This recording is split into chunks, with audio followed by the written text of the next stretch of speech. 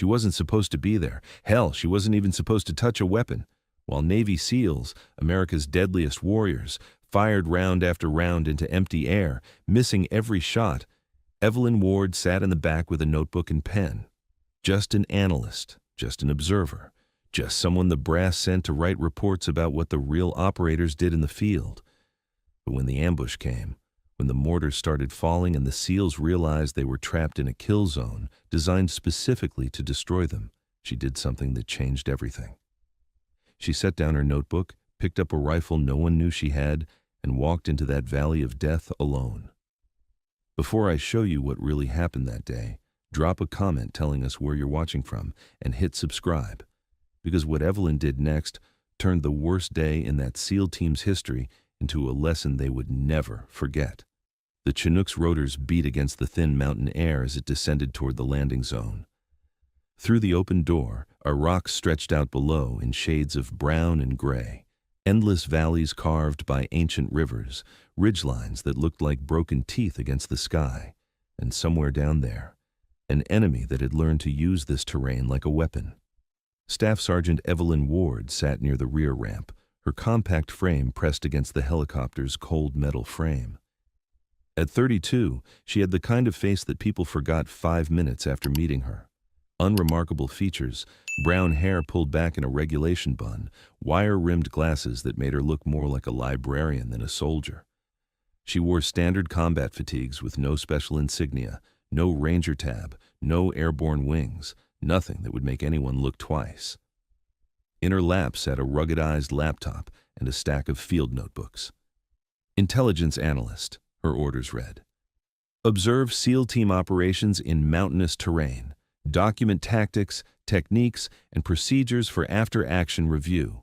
Do not interfere with operational command. The SEALs barely acknowledged her presence. Chief Petty Officer Dylan Cross, the team leader, had given her a curt nod when she boarded, then turned his attention back to the mission brief. His men, 8 of America's most elite warriors, were focused, professional, running through final equipment checks with the kind of muscle memory that came from years of hard training. Petty Officer First Class Mason Burke sat across from Evelyn, his bulk making the troop seat look like it was built for children. He glanced at her once, then leaned toward his teammate.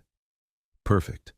Brass sends us a pencil pusher to watch us work, like we need someone taking notes while we're trying not to get killed. His voice was just loud enough for her to hear. Evelyn didn't react, didn't look up from the tablet where she was reviewing topographical maps. She'd heard it all before. The jokes, the dismissal, the assumption that because she carried a laptop instead of a machine gun, she didn't belong in the field. Let them think what they want, she told herself. It made everything easier. The helicopter flared hard, and everyone grabbed for handholds as the pilot wrestled with the turbulent air. They were coming in fast and low, using the terrain to mask their approach. Through the door, Evelyn could see the valley opening up below them, a natural corridor flanked by steep ridges, the kind of terrain that funneled movement and limited options. Her eyes tracked across the landscape with systematic precision, noting the cave entrances dotting the far slope, the scattered boulder fields that could hide anything, the single dirt road winding through the valley floor like a scar. It was beautiful in a harsh, unforgiving way. It was also a perfect ambush site. The Chinook touched down in a cloud of dust, and the SEALs were moving before the wheels fully settled.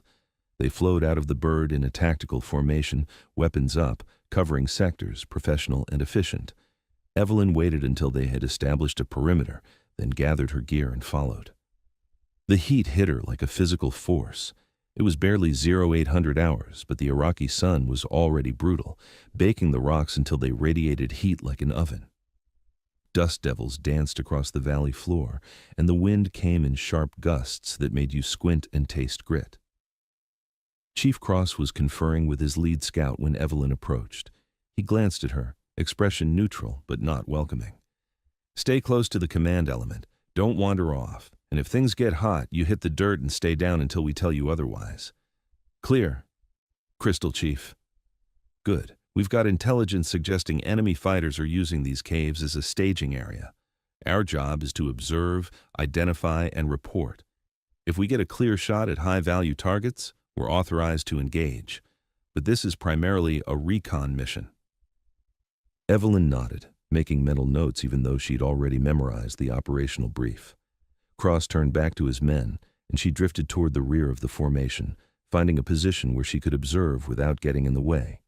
The team began to move, climbing toward a ridge that would give them overwatch of the valley below. The terrain was treacherous, loose shale that wanted to slide under every step, outcroppings that required careful navigation, exposure to anyone watching from above. But the SEALs moved through it with practiced efficiency, communicating through hand signals and brief radio calls. Evelyn kept pace easily, her breathing controlled despite the altitude and heat. She'd trained in mountains before, lots of mountains, in lots of countries whose names never appeared in her official service record. Her legs remembered the rhythm of uphill movement, the way you had to balance speed with sustainability, how to place your feet to minimize noise and maximize stability. They reached the ridge after 30 minutes of climbing. The view was spectacular and terrifying in equal measure. The valley spread out below them like a map, every fold and feature visible in the harsh morning light. And there, carved into the far slope, were the caves, dark mouths in the pale stone, any one of which could hide anything. The SEAL sniper team began setting up their hide. Petty Officer Second Class Nathan Pierce and his spotter, Petty Officer Third Class Alex Ramirez, worked with practiced precision, assembling their rifle, arranging camouflage, calculating ranges and wind speeds. Pierce was a legend in the teams, credited with dozens of confirmed kills across 3 combat deployments. If anyone could reach out and touch targets at these distances, it was him. Evelyn found a position behind a low rock formation, pulled out her binoculars, and began her own observations.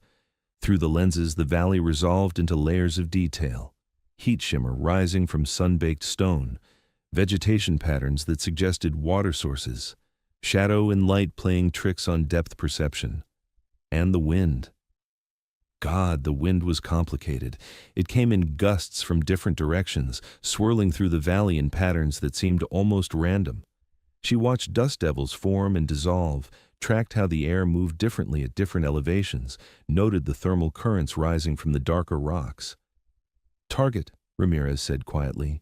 "Multiple military-age males, 600 meters, moving between Cave Complex Alpha and Bravo." Through her optics, Evelyn spotted them. 5 fighters, AK-47s slung casually across their backs, moving with the confidence of people who didn't expect to be observed. They paused in the open, talking, gesturing, completely exposed. Pierce settled behind his rifle, his breathing slowing as he entered that zen state that all great shooters cultivated. "Wind is 2 to 3 miles per hour, left to right. Range 620. On target." His finger tightened on the trigger. The suppressed crack of the .300 Winchester Magnum was sharp, but not overwhelming. Downrange, dust kicked up 3 feet short of the lead fighter's position. "Miss," Ramirez said, surprise evident in his voice. "Come up, come right." Pierce made adjustments and fired again. This time the round sparked off the rocks 5 feet to the left of the targets. The fighters reacted immediately, scattering with practiced discipline, disappearing into the cave complex like smoke. "What the hell?" Pierce muttered. "That should have been dead center." From her position, Evelyn watched heat shimmer dance across her field of view.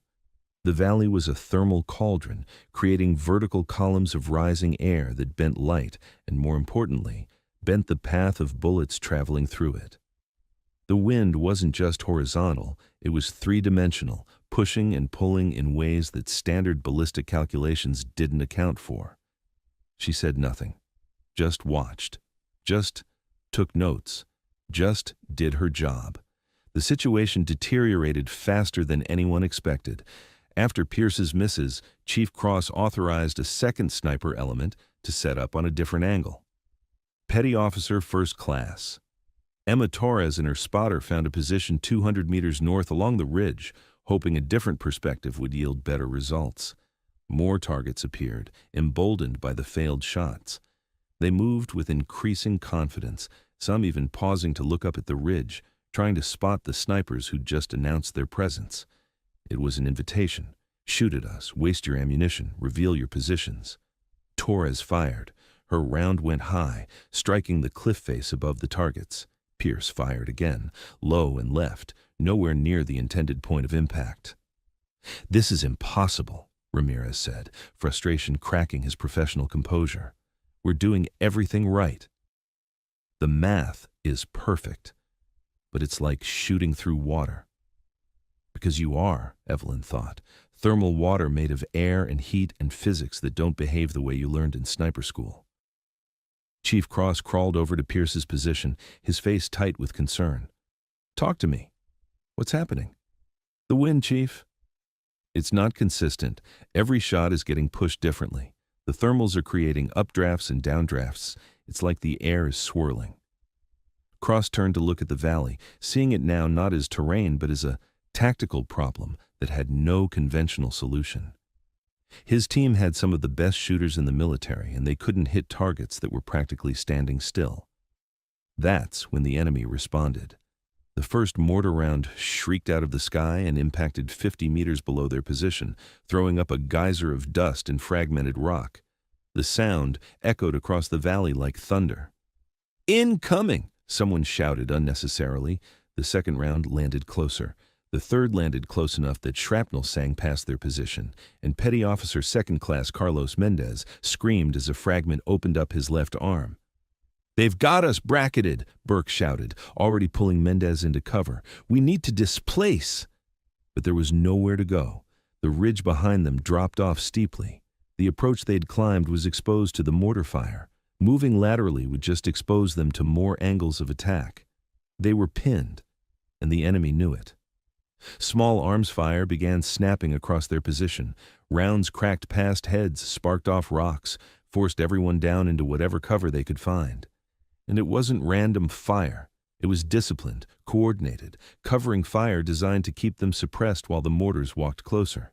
Pierce tried another shot, but the incoming fire made it impossible to hold steady. His round went wild, and he cursed with the frustration of a craftsman whose tools had suddenly stopped working. "This is wrong," Cross said, his voice carrying an edge Evelyn had never heard in a SEAL before. "This feels like an ambush, like they were waiting for us." Because they were, she thought, watching the pattern of the enemy fire. "This isn't random. This is rehearsed. They've trained for this exact scenario. How to deal with American overwatch positions, how to exploit the terrain, how to turn our advantages into disadvantages." Another mortar. This one landed close enough that the blast wave slapped against them like a physical hand. Ramirez went down with shrapnel in his leg, and the corpsman was already scrambling toward him. "We're taking casualties," Cross said into his radio, calling back to headquarters. "Request immediate air support.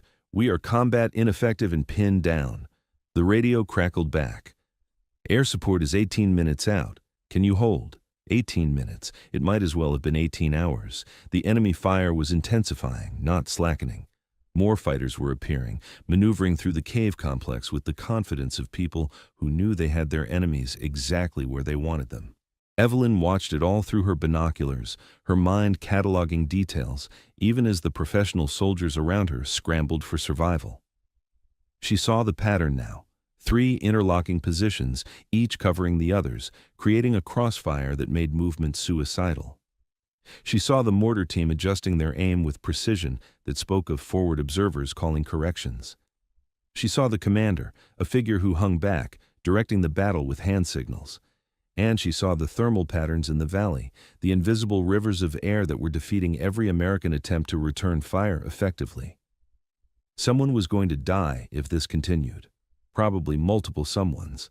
The corpsman was already working on his second casualty, and the ammunition counters were dropping toward numbers that made squad leaders nervous. Evelyn set down her binoculars with the kind of careful precision someone might use when making a decision they'd been avoiding. Then she reached into her pack and pulled out something that definitely wasn't on any analyst's standard equipment list. The rifle was compact, black, custom modified in ways that spoke of serious money and serious purpose. A .308 precision rifle suppressed with an optic that cost more than most cars. The kind of weapon that existed in a gray area between civilian and military use, the kind that serious professionals carried when they needed to be serious. Burke saw it first. His eyes went wide. "Ward, what the hell? Where did you get that? You're not authorized to—" She was already moving, crawling toward a position at the edge of the ridge where the rock formation provided cover from above, but allowed a clear view of the valley below. Chief Cross crawled after her, his face a mask of confusion and anger. "Ward, stand down! You're an analyst, not a shooter!" She checked the rifle's chamber with movements that spoke of muscle memory carved deep by thousands of repetitions. "Chief, with respect, I'm trying to keep your men alive. You don't have authority to engage. You're not in the chain of command. You're—" She settled behind the rifle, cheek to stock, breathing already controlled. "Not in your chain of command, that's correct." Something in her voice made Cross pause. It wasn't defiance. It wasn't even confidence. It was the calm certainty of someone who'd done this before, who knew exactly what was about to happen and was simply preparing to execute a familiar task. Through her scope, the valley resolved differently than it had through the binoculars. She wasn't looking at terrain or enemy positions. She was reading the air itself, watching how heat shimmer bent the background, tracking patterns in the dust, noting which areas stayed clear and which filled with thermal distortion. A gust of wind came through. She felt it on her face, timed its passage, waited for the lull that would follow. In that brief moment of relative stillness, she made her shot. The suppressed crack was barely audible over the ongoing firefight. Downrange, 450 meters away, the mortar spotter who'd been calling corrections suddenly pitched forward and didn't get back up. Burke, watching through his scope, went absolutely still. Holy! Did she just— Evelyn was already acquiring her next target. She'd seen the machine gunner setting up in a cave mouth, positioning himself to lay down suppressive fire that would keep the SEALs pinned while the mortars did their killing work. He thought he was invisible in the shadows. He wasn't. Her second shot found him before he could fire a single round. The weapon clattered against stone as dead hands released it. Ramirez, despite his wounded leg, had his spotting scope up. 2 for 2, both center mass, at ranges where our guys couldn't hit the broadside of a cliff. Cross stared at Evelyn like she'd just sprouted wings. "Who the hell are you?" She didn't answer. Couldn't answer, really, because she was in that place now. The zone where conscious thought fell away and instinct took over, where years of training and innate talent combined into something that looked like magic, but was really just excellence refined to its purest form.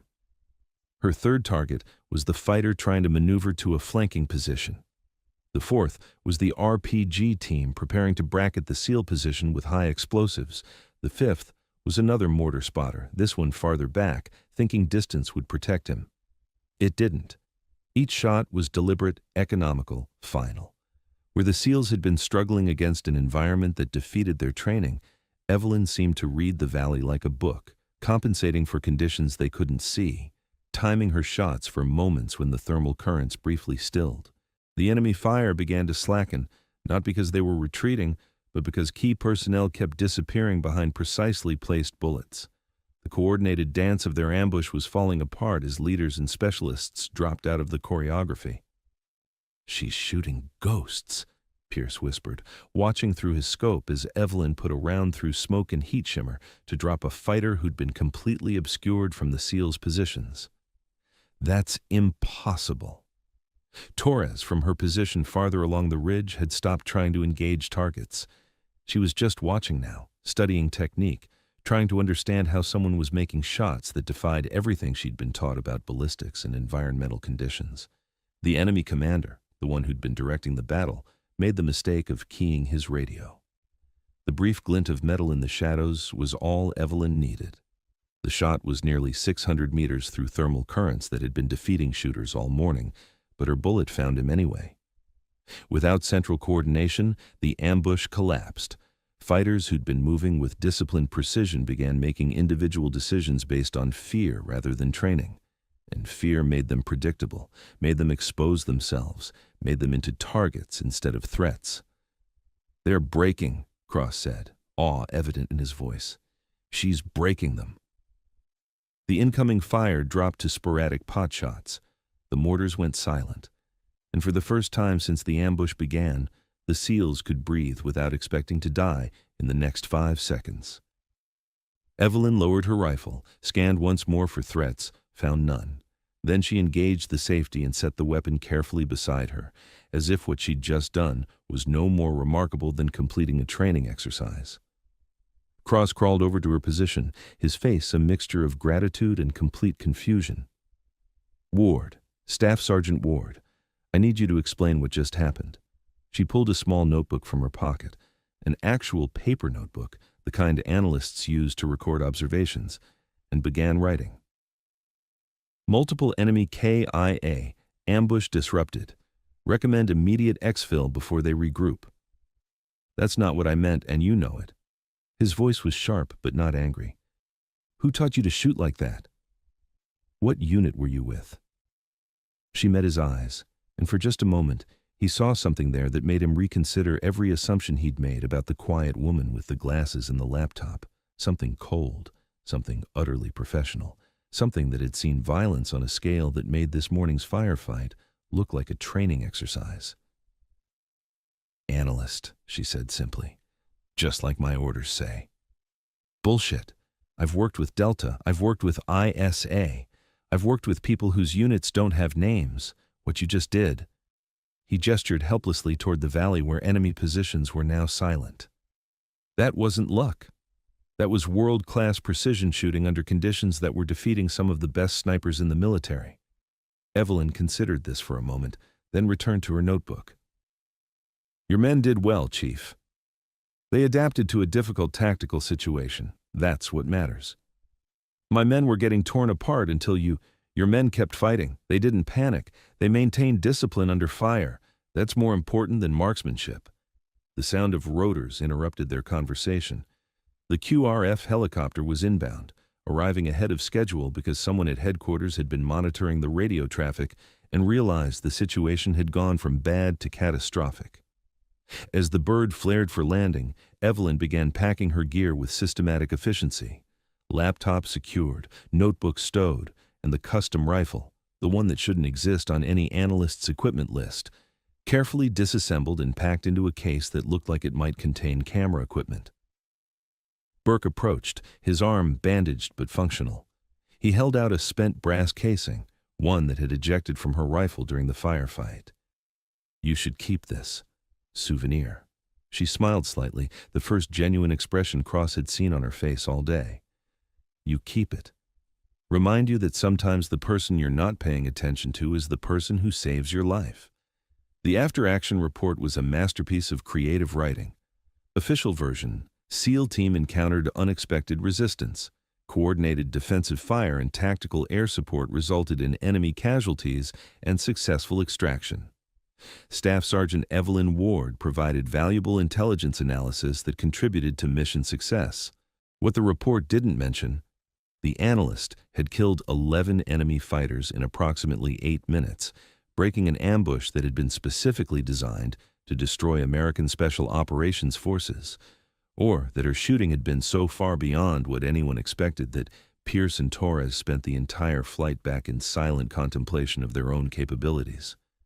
Or that Chief Cross had tried to get answers from headquarters about exactly what kind of analyst they'd attached to his team, only to be told that Staff Sergeant Ward's full service record was classified at levels he didn't have access to. Back at base, Evelyn filed her observations, attended the debrief, and answered questions with the bureaucratic precision of someone who'd had extensive practice avoiding detailed explanations. The SEALs performed their mission under difficult conditions, she told the intelligence officer reviewing her report. The thermal conditions in that valley created ballistic challenges that weren't anticipated in the planning phase. Recommend future operations in similar terrain include specific training on shooting through thermal currents. And your own actions? I provided overwatch and defensive fire as needed, standard procedure when an element is under attack. Your service record says you're a signals intelligence analyst. It doesn't mention sniper training. Evelyn's expression didn't change. My service record says what it needs to say. The intelligence officer stared at her for a long moment, then closed the file. You're being reassigned. Effective immediately. New orders will be delivered by courier. She wasn't surprised. This was how it worked.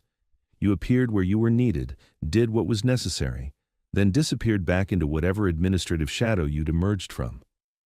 The military was good at making people vanish when it needed to, both enemy fighters and its own personnel. That evening, she found Chief Cross on the base perimeter, staring out at the mountains where they had almost died that morning. "You're leaving," he said without turning around. It wasn't a question. "New assignment." "Where?" "Can't say. Can't or won't." "Both." Cross was quiet for a moment. "My men are alive because of you. Pierce is alive. Ramirez is alive. Burke, Torres, all of them. They'll never forget that. But they'll also never know the whole story, will they? The whole story is exactly what the report says. Your team encountered resistance. You fought through it. Everyone came home. And the woman who shot like she'd been doing it for 20 years? The analyst who carried a custom rifle and made impossible shots look routine?" Evelyn smiled slightly. "Sometimes the best analysts are the ones who've spent time in the field. Helps you understand what the data really means." "That's the line you're going with?" "It's a good line. Clean. Fits the narrative." Cross turned to look at her directly. "I've been in this business a long time. I've worked with people who don't officially exist, people who do things that never officially happen. And I learned that the best ones are the ones you never see coming. The ones who look like they belong in an office somewhere, pushing papers and analyzing reports." "Sounds very dramatic, Chief. Am I wrong?" She didn't answer, just looked out at the mountains, at the horizon where the sun was setting in bands of red and gold. "Your men did good work today. They kept their heads when things went sideways. That's what matters. The rest is just details. Details like the fact that you saved all our lives. Details like the fact that you've got a good team who'll watch each other's backs. Hold on to that. It's rarer than you think." The courier arrived the next morning with sealed orders. By noon, Evelyn was on a transport heading to another assignment in another country where she would probably adopt another role that had nothing to do with what she actually did. The SEALs watched her leave with a mixture of respect and confusion that would never fully resolve. Burke had the brass casing mounted and hung in the team room, not as a trophy, but as a reminder that the most dangerous people were often the ones you dismissed, the ones you never saw as threats until the moment they chose to be. Pierce spent hours researching long-range precision shooting through thermal distortions, trying to understand how she'd done what she'd done. He never quite figured it out, but it made him a better shooter, so he figured the education was worth the frustration. And Chief Cross.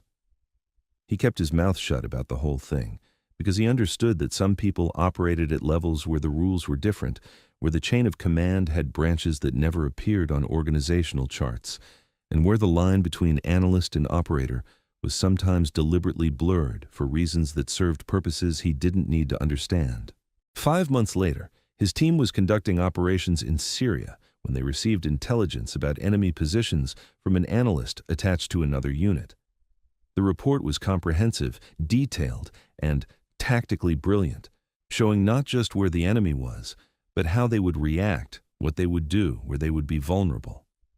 At the bottom of the report, in the analyst's signature block, was a name he didn't recognize, but the writing style was familiar. The insights were the kind that only came from someone who'd spent time on the business end of firefights, and there was a notation in the metadata that only someone looking would notice. E.W. was the author. Cross smiled slightly, filed the report, and briefed his team on the mission. Somewhere out there, an analyst was making sure operators stayed alive by knowing exactly what they needed to know, delivered at exactly the right time. And if that analyst occasionally picked up a rifle and demonstrated skills that went far beyond data analysis, well, some secrets were better left unexamined, some questions were better left unasked, and some heroes preferred to work in shadows, doing necessary things that would never make it into official histories. Because sometimes the most dangerous person in any situation is the one you're not paying attention to. The quiet professional. The one taking notes in the back. The one who seems like they're just there to watch, right up until the moment they decide it's time to stop watching and start acting. And then you realize that the wolf was there all along. You just didn't recognize it because it wasn't howling at the moon.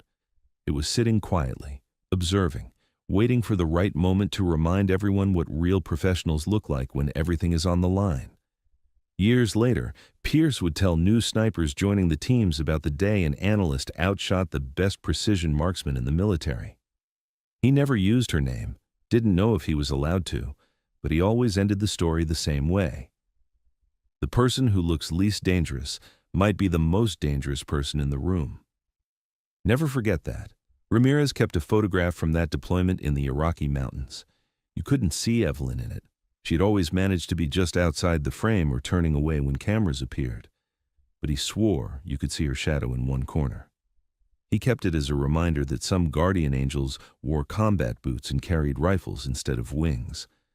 Torres eventually made it to instructor duty, training the next generation of SEAL snipers at Naval Special Warfare training facilities. She always included a section on shooting through environmental challenges, thermal distortions, and wind patterns that didn't follow textbook predictions. When students asked where she learned these techniques, she'd smile and say, "From someone who was better at it than I'll ever be." And somewhere, in another conflict zone under another sky, an analyst sat in the back of a briefing room with a laptop and notebooks, looking unremarkable and forgettable while operators planned their next mission. She listened, took notes, asked quiet questions that made everyone think a little harder about their assumptions. Just an analyst, just an observer, just someone there to document what the real warriors did in the field, until the moment came when she wasn't. Because the most effective weapon isn't always the loudest one. Sometimes it's the one nobody sees coming until it's already changed everything. The wolf doesn't announce itself to the sheep. It simply does what wolves do, quietly and efficiently, while everyone else is looking somewhere else. Evelyn Ward understood this truth better than anyone. She'd built a career on being underestimated, on letting people see what they expected to see while keeping her true capabilities carefully hidden. It was safer that way, for her and for the people she protected. The brass casing Burke had mounted still hung in the SEAL team room, polished and preserved. Beneath it, someone had engraved a single word that captured everything they'd learned that day. Respect. Not because she'd demanded it, not because she'd sought recognition or glory, but because she'd earned it in the only currency that mattered to warriors, by putting herself on the line when it counted most, by doing what needed to be done when everyone else couldn't, and by disappearing afterward as if none of it had ever happened. That's what real professionals do. They show up, they perform, they leave, and the only evidence they were ever there is the fact that people who should be dead are still breathing. Thank you for watching. Subscribe to hear more powerful stories of brave women in uniform.